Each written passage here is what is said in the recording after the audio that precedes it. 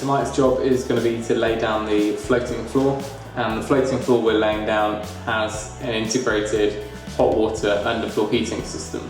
So we've laid down a self-leveling screed first, just to even out any of the bumps, and that's cured during the day. So we'll have a good sweep down, make sure everything's nice and clean, and then we'll bring in the damp-proof membrane and cut that to size.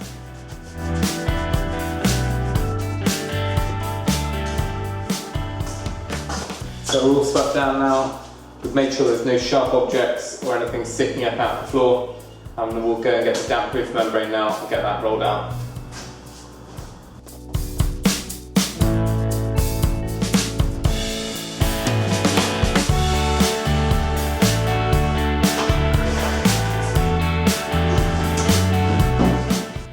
So it's an old house, and this is an uninsulated solid slab of floor. So we wanted to have some insulation down, and also when we looked into it, we decided we wanted to have underfloor heating.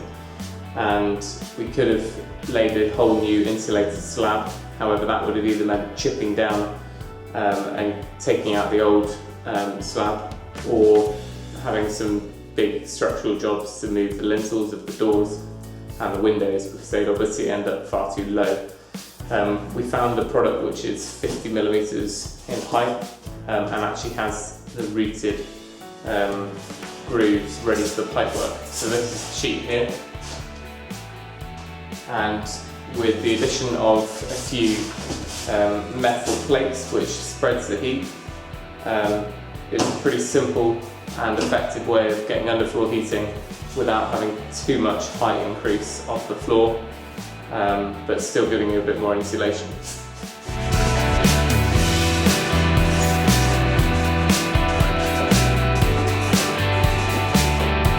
So these are the aluminium spreader plates.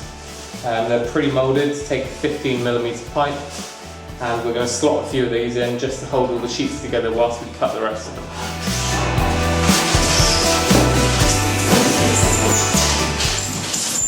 Another thing I didn't mention is that where you've got very heavy appliances or furniture, you can put a 50mm batten in between the boards, and if you need to put pipework through there, you just notch it out. But that 50mm just battens on their side. Where we're going to put the heavy oven, the range, that'll be perfect there. So we'll just take a little bit more of the weight, and there won't be any compression.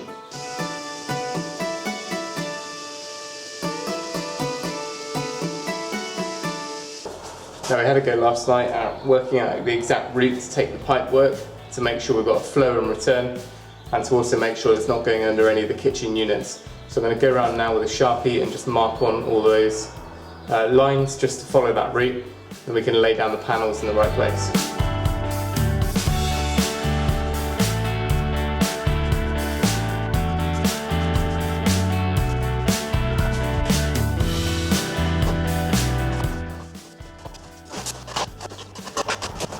So we've got our plastic barrier pipe now. We'll unpack this and start routing it around inside the trays. We're going to get the floor put in today hopefully, and then by the end of the week we should get most of the decorating done. Right, so we managed to get all the heating down now with the diffuser plates in the insulation panels, and now we are going to lay the boards on top. Now you can lay chipboard or ply. We decided to use one of these new products, which is it's almost like a cement board.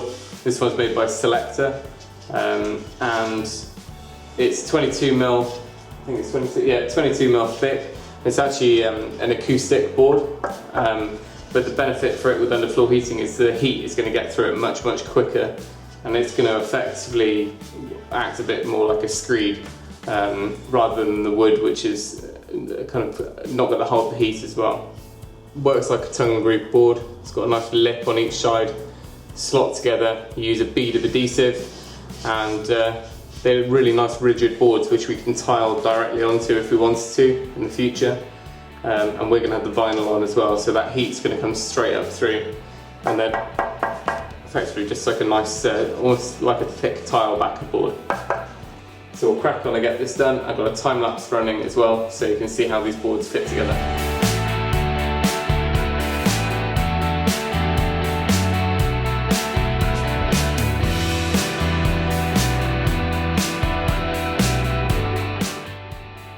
So we're about halfway through putting the floorboards down now.